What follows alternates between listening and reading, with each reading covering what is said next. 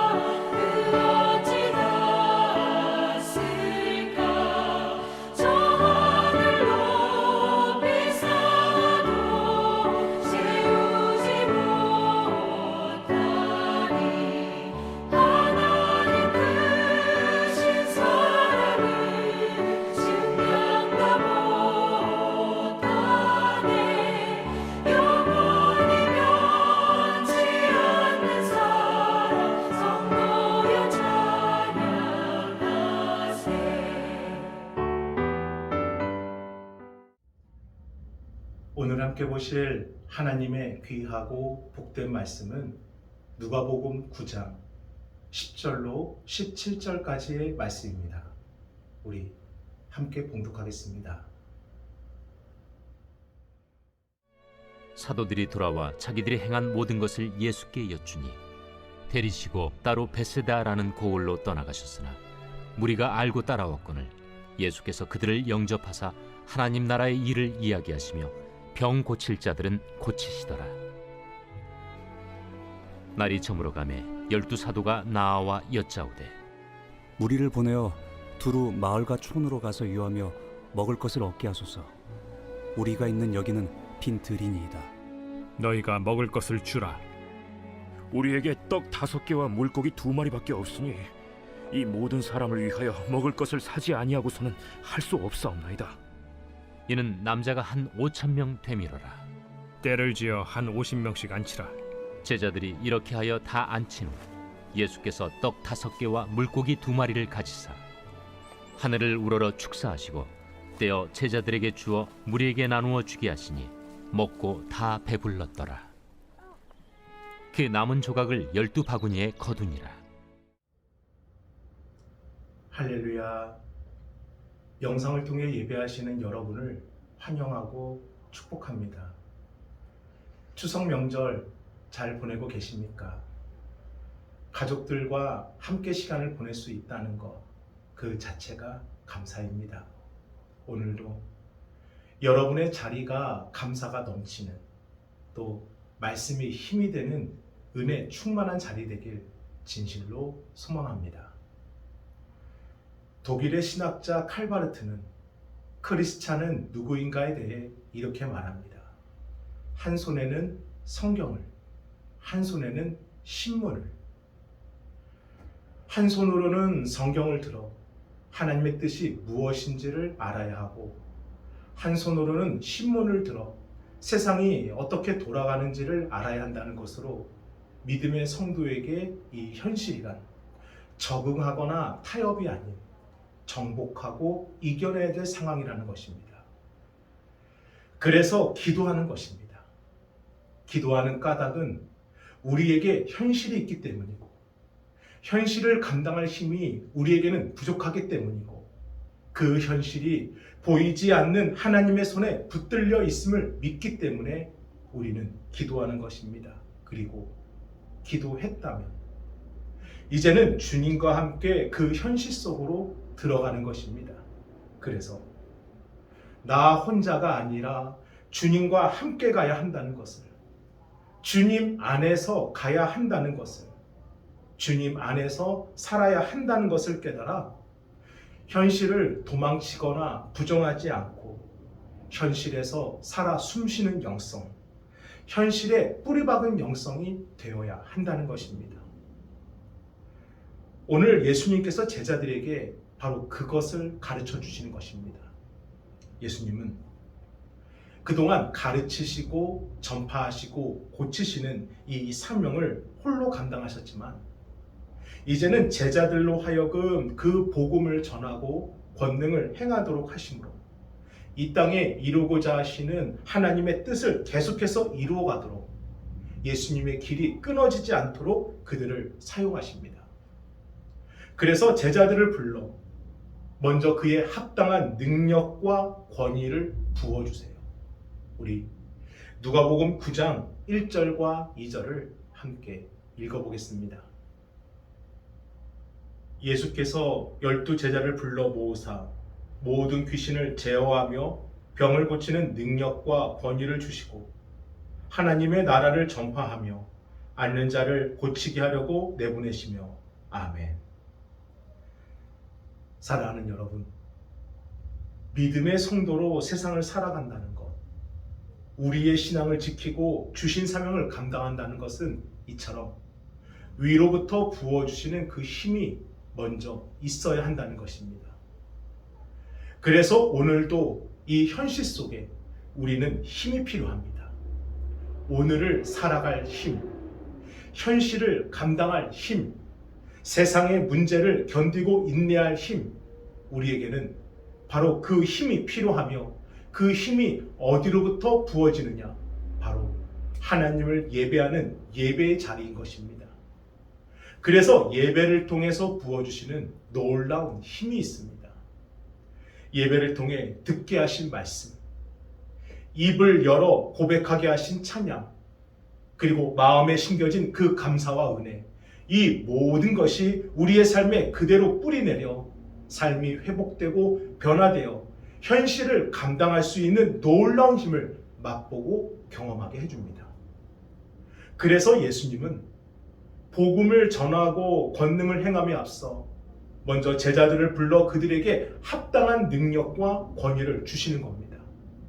자, 이제 제자들은 2명, 3명씩 짝을 지어 갈릴리 지역에 있는 온 동네로 나가 각자 그들이 처음으로 이 복음 전도 사역을 직접 감당하게 되는데 과연 그 결과가 어떻게 되었을까요? 우리 계속해서 누가복음 9장 6절을 함께 읽어보겠습니다. 제자들이 나가 각 마을에 두루다니며 곳곳에 복음을 전하며 병을 고치더라. 아멘. 대성공입니다. 예수님께서 행하시고 또 가르쳐 주신 대로 각 동네를 돌며 복음을 전하고 기도로 병자들을 위해서 고쳐 주었더니 제자들의 그 첫 번째 복음 전도 사역이 대성공을 거두었습니다. 제자들의 이 같은 모습을 지켜보신 예수님, 얼마나 뿌듯하시고 얼마나 기쁘시겠습니까? 사랑하는 여러분, 우리도 그렇습니다.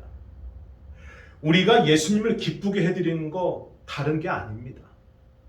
주신 말씀대로, 주신 은혜대로, 주신 기쁨으로 우리의 가정에서 또 일터에서 섬기는 교회에서 부모로서, 자녀로서, 부부로서, 동료로서, 또 성도로서 최선을 다해 그 자리를 지키고 맡겨주신 사명을 온전히 감당하려 할 때 그것이 예수님을 웃게 해드리는 겁니다.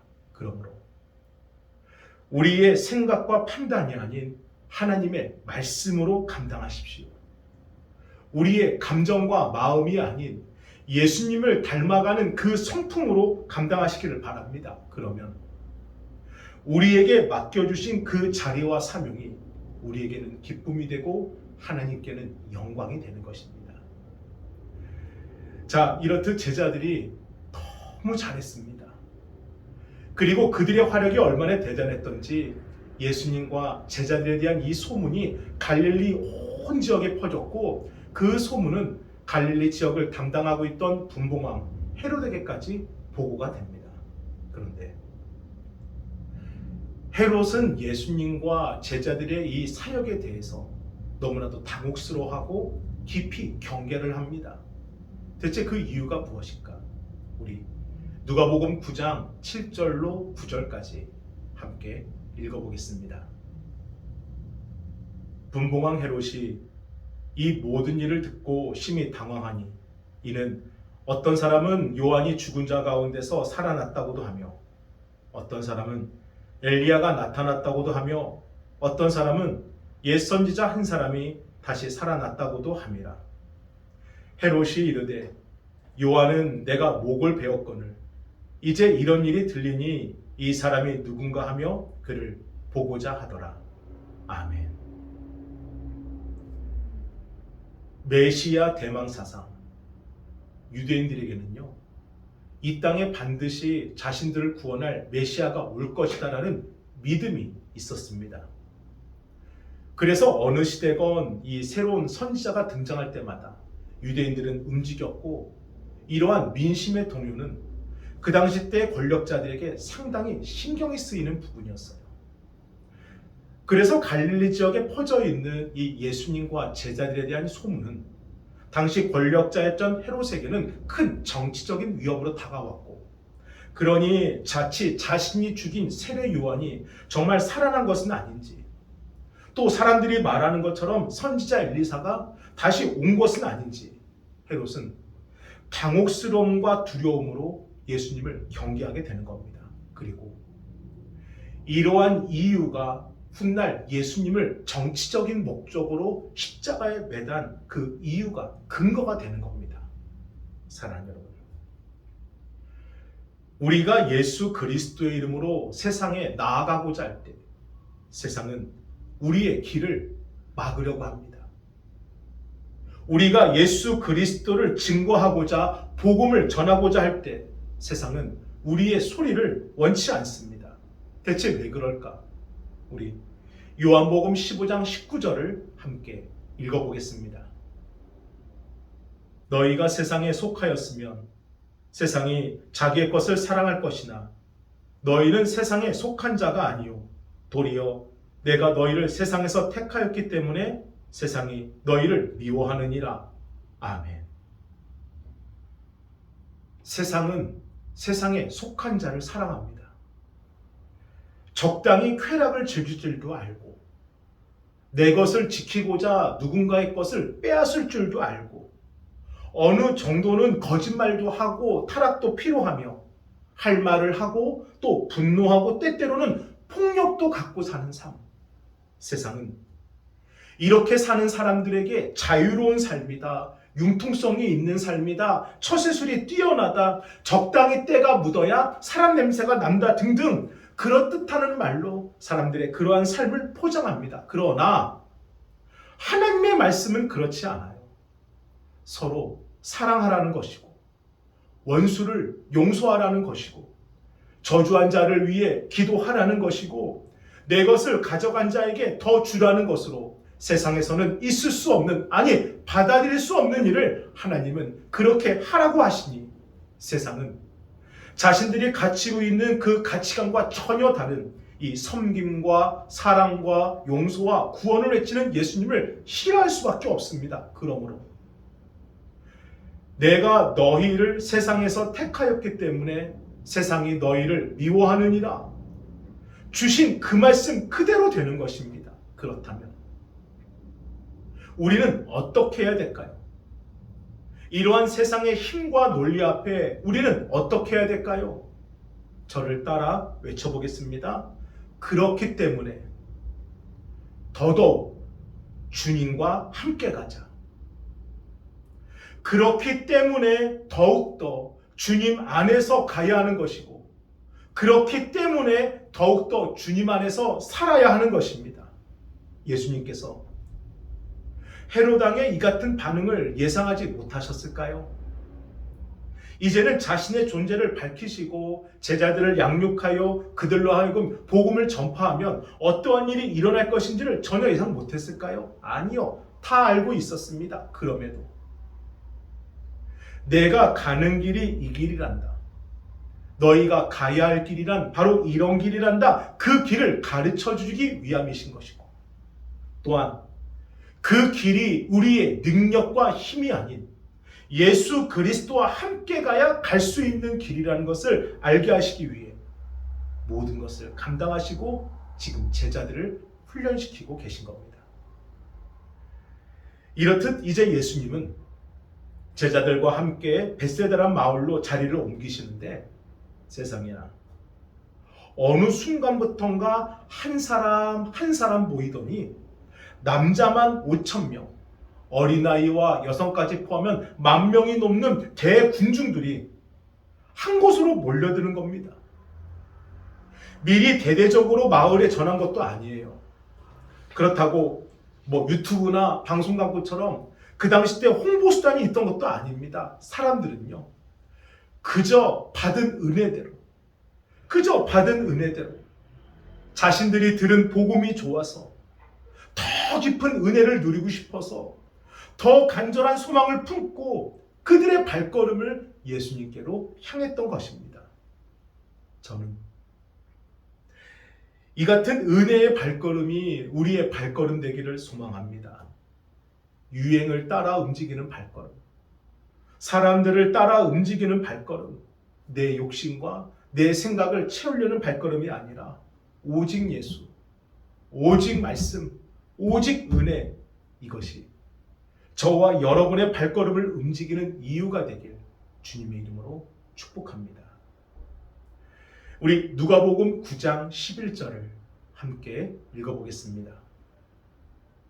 무리가 알고 따라왔거늘 예수께서 그들을 영접하사 하나님 나라의 일을 이야기하시며 병 고칠 자들을 고치시더라.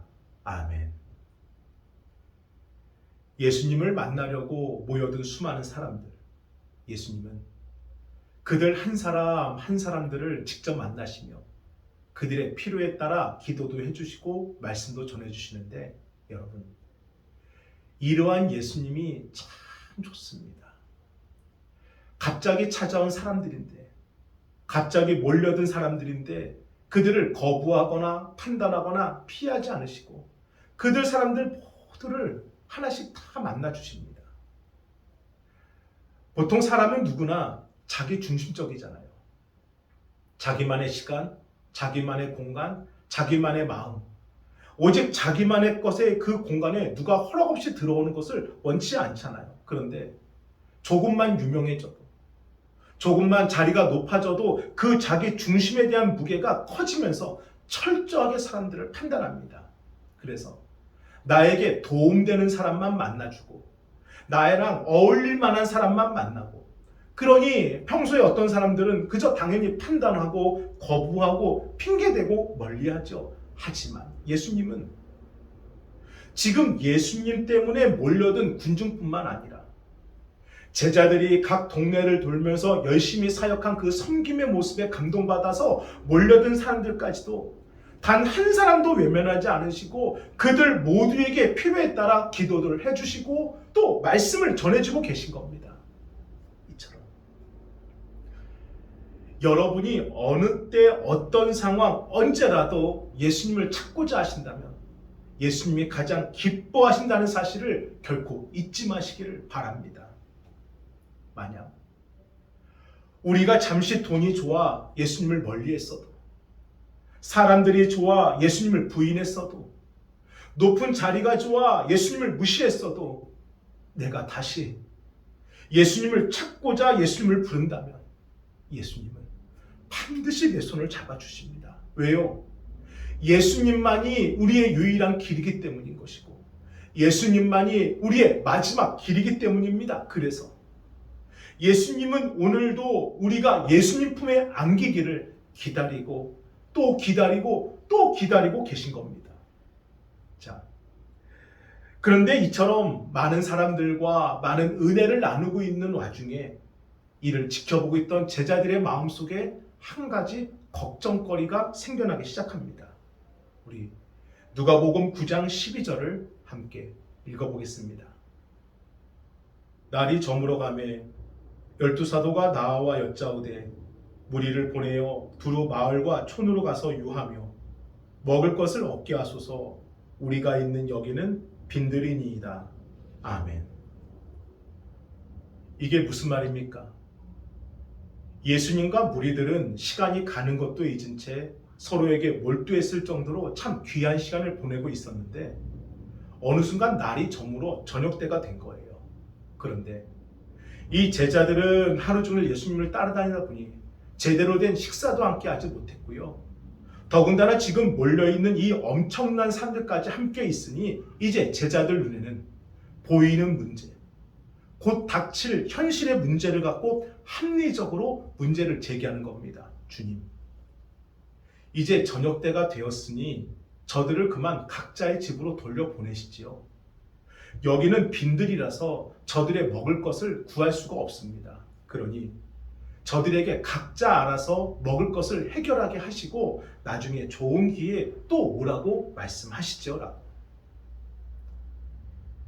여기서 오늘 우리가 나누고자 하는 메시지의 질문이 나옵니다. 왜 제자들은요?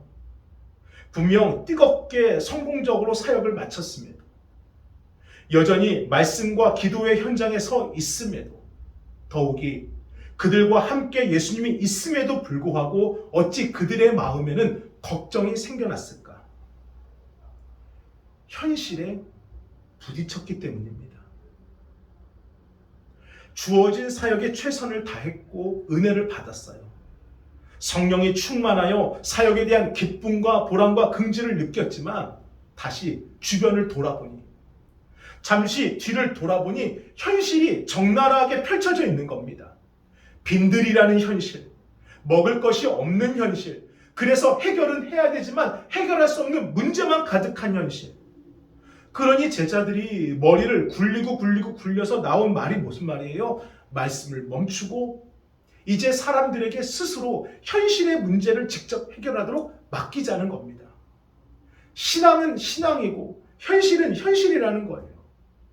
사랑 여러분,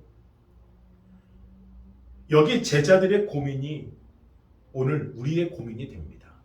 우리도 이 신앙과 삶이라는 현실 사이에 살아가는 존재들이에요. 그래서 나는 하나님의 자녀요, 구원받은 백성이요, 천군의 일꾼이라 외치지만 막상 교회 밖으로 나가면, 집으로 돌아가면, 일터에 나가면 당장은 현실은 배고픔의 문제를 해결해야 되고, 이 가난의 문제를 해결해야 되는, 또 아픔의 문제를 해결해야 되는 현실의 벽에 부딪히게 됩니다. 나는 분명히 하나님의 자녀라는 믿음을 갖고 있지만 나의 현실은 돈 문제, 가족 문제, 남편 문제, 자녀 문제, 친정과 시댁 문제, 건강 문제, 사업 문제, 관계 문제 중 온갖 문제 덩어리 속에 갇혀 있는 것이 우리의 현실이라는 거예요. 직장 생활을 하시는 한 젊은 성도께서 이런 말씀을 저에게 하신 적이 있습니다. 자신은 내세울 만한 이력도 없고 막상 다른 일에 도전하기도 힘들어 지금의 직장을 계속 다녀야 되는데 그러려면 어느 정도 적당한 거짓말과 향락을 갖고 이 신앙과 타협을 해야 된다는 거예요. 그런데 가장 마음이 불편한 것은 말씀대로 살아야 하는 것은 알지만 그렇게 살다가 내 토끼 같은 자녀들, 내 여우 같은 아내는 누가 책임지냐는 것이죠. 만약 우리 가정 잘못되면 어떻게 되느냐? 이거를 묻더라고요. 그런데 이러한 현실의 문제가 이 젊은 성도뿐만 아니라 믿음의 성도들이라면 누구나 겪게 되는 상황입니다.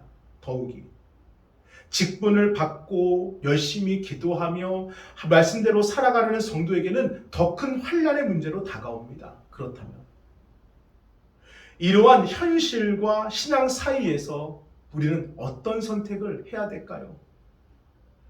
우리의 삶과 현실에서 이런 문제를 만났을 때 우리에게는 어떤 기준이 세워져 있어야 될까요? 우리 잠언 23장 16절로 18절을 세번역 성경으로 한번 읽어보겠습니다. 내가 입을 열어 옳은 말을 할 때면 나의 속이 다 후련하다. 죄인들을 보고 마음속으로 부러워하지 말고 늘 주님을 경외하여라. 그러면 너의 미래가 밝아지고 너의 소망도 끊어지지 않는다. 아멘. 잠언의 말씀은 현실의 상황이 아니라 하나님을 경외함으로 신앙을 택하라 말씀합니다. 저는 이 말씀을 요셉을 통해 해석하기를 원합니다. 비록 노예로 팔려왔지만 요셉에게 기회가 찾아옵니다. 집주인이 열심히 일하는 요셉을 잘 본 거예요. 타국에서 의지할 사람 아무도 없는 요셉에게 이 주인의 이 같은 인정은요, 천국 같은 기회였습니다. 그런데 그 주인의 아내가 요셉을 흠모하더니 요셉을 유혹하는 거예요. 도저히 빠져나갈 수 없을 정도로 막빠진 골목까지 몰아붙입니다. 그때 요셉이 어찌했습니까? 나는 노예인데, 이것은 현실인데 우선 살아남아야 하기 때문에 그 상황에 순응하고 타협했습니까? 그가 어떻게 했는지 창세기 39장 9절을 함께 읽어봅니다. 이 집에는 나보다 큰 이가 없으며 주인이 아무것도 내게 금하지 아니하였어도 금한 것은 당신뿐이니 당신은 그의 아내임이라. 그런즉 내가 어찌 이 큰 악을 행하여 하나님께 죄를 지으리까? 아멘. 현실의 상황이 아니라 하나님을 택합니다. 하나님을 경외함으로 하나님께 죄를 지으리까 말하며 신앙과 현실의 문제가 충돌했을 때 요셉은 기꺼이 하나님 편에 서게 됩니다. 그런데 역시나 이 일로 인해 요셉은 감옥에 갇히게 되는데요. 바로 이것이 지금도 많은 성도들이 가장 염려하는 현실의 문제이죠. 내가 신앙을 선택해서 잘못될까 봐, 내가 신앙을 선택해서 문제가 일어날까 봐, 내가 신앙을 선택해서 손해를 볼까 봐 두려워합니다. 신앙을 선택하면 빼앗길까 봐, 신앙을 선택하면 잃어버릴까 봐 염려 갖고 갈등을 합니다. 하지만 잠언을 통해 우리에게 무엇을 말씀해 주십니까? 정직하고 옳은 말을 하며 하나님을 경외하는 사람들의 미래는 밝고 소망이 끊어지지 않을 것이다 말씀해 주시지요. 또한 이런 사람의 미래와 소망을 하나님께서 책임져 주시겠다 약속해 주시지요. 자, 신앙을 선택하여 감옥에 가게 된 요셉에게 하나님이 어떻게 하셨느냐? 첫째, 간수장에게 은혜를 입게 하십니다. 둘째, 요셉을 도울 자를 감옥으로 보내주십니다. 셋째, 요셉에게 지혜를 주사 꿈꾸는 자에서 꿈을 해석하는 자로 바꾸어 주십니다. 그리고 하나님을 선택한 요셉의 그 결론을 어떻게 인도하십니까? 노예의 신분에서, 이방인의 신분에서, 죄인의 신분에서 애굽의 총리로 올라서게 만들어 주십니다. 단 한순간 신앙과 현실의 문제가 충돌했을 때 그 순간 하나님을 선택한 요셉의 선택을 하나님은 끝까지 책임져 주셨습니다. 그리고 오늘 본문에서도 예수님은 이 신앙과 현실이 부딪혔을 때 우리가 어떤 선택을 해야 되는지를 똑같이 가르쳐 주십니다. 누가복음 9장 16절과 17절을 함께 읽어보겠습니다. 예수께서 떡 5개와 물고기 2마리를 가지사 하늘을 우러러 축사하시고 떼어 제자들에게 주어 무리에게 나누어 주게 하시니 먹고 다 배불렀더라. 그 남은 조각을 12바구니에 거두니라. 아멘. 저를 따라합니다. 예수님은 항상 준비된 기적을 가지고 계신다. 분명 이것은 우리에게 한계이고 현실이지만 그럼에도 건너야 될 강이기에, 지나가야 될 길이기에 예수님은 하나님의 영광을 드러낼 발판이 되게 하시려고 항상 준비된 기적을 가지고 계십니다. 그래서 이 현실을 우리 혼자가 아니라 예수님과 함께 가야 한다는 것을, 예수님 안에서 가야 한다는 것을, 예수님 안에서 살아야 한다는 것을 분명히 보게 하여 주십니다. 한 젊은 병사가 이 부대 회식 자리에서 자신은 하나님을 믿는 자녀이기 때문에 술을 마시지 않겠습니다라는 이 폭탄 선언을 하게 됩니다. 그러면서 만약 상관이 따라주는 이 술을 제가 거부하는 것이 잘못된 것이라면 그 벌까지도 감내하겠지만 저는 하나님께 약속한 이 약속대로 절대 술을 마시지 않겠습니다라고 당당하게 자신의 신앙을 밝힌 적이 있었습니다. 상명하복의 군대 내에서 더군다나 모두가 즐기는 이 회식 자리에서 이 젊은 병사의 외침 한마디는 주변에 있는 모든 것을 멈칫하게 만들었지만 그 부대 최고 책임자였던 대대장이 일어나 한마디를 하는 겁니다. 내가 지금까지 군생활하며 이렇게 당당하고 솔직하고 진짜 크리스찬 병사는 만난 적이 없구나. 앞으로 이 병사가 우리 부대 내의 군종이 될 것이고 이 병사가 하나님과 약속한 것은 절대 아무도 건들지 말도록 하라. 사랑하는 여러분, 우리의 신앙과 현실의 삶이 충돌할 때 신앙적인 것을 선택하면 이로 인해 문제가 생기지 않을까? 신앙적인 것을 선택하면 잘못되지 않을까 하는 두려움이 있습니다. 그러나 오히려 이로 인해 더 잘 되는 경우가 있다는 거 아십니까?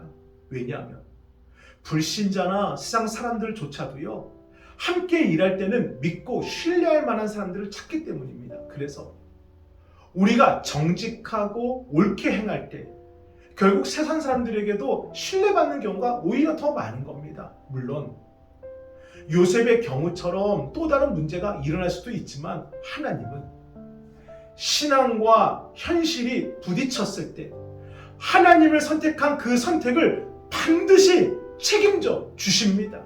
그러므로 모여있는 군중들과 제자들에게 오병이어의 기적을 보여주신 예수님께서 오늘 저와 여러분의 삶에 어떤 기적을 보여주실지를 보고 싶으시다면 신앙과 현실이 충돌했을 때 하나님을 선택하시기를 바랍니다. 반드시 우리의 그 선택을 책임져 주시는 하나님을 기다리고 사모하고 기대하시기를 바랍니다. 예수님은 항상 준비된 기적을 가지고 계십니다. 저는 오늘도 우리가 살아가는 이 현실 속에서 이 말씀을 붙들고 하나님을 택하는 저와 여러분 되길 주님의 이름으로 축복합니다. 아멘. 우리 함께 기도하겠습니다. 거룩하신 주여 감사합니다. 신앙과 현실이 부딪혔을 때 우리가 택해야 될 것이 하나님됨을 말씀해 주셨사오니 우리의 택함이 망설임 없도록 우리의 택함이 두려움 없도록 주여 저희를 붙들어 주시고 예수님이 준비하신 그 숨은 기적을 우리가 반드시 볼 수 있도록 인도하여 주옵소서. 감사합니다. 정성껏 준비하신 예물을 하나님께 드리겠습니다.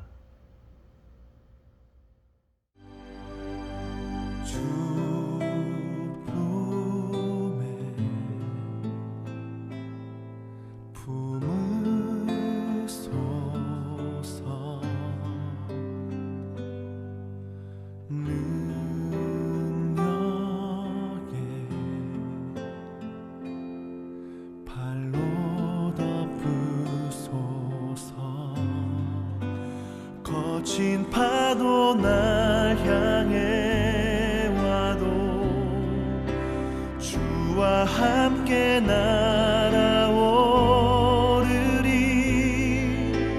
폭풍 가운데 나의 영혼 잠잠하게 주를 보리라.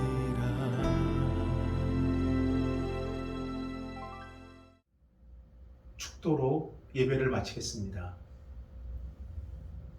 이제는 우리 주 예수 그리스도의 은혜와 하나님의 그 크신 사랑하심과 성령님의 감화감동 역사하심이 현실과 신앙이 부딪혔을 때 온전히 하나님을 택하여 살아가는 성도들 위해 이제로부터 영원토록 함께 하시길 간절히 축원하옵나이다.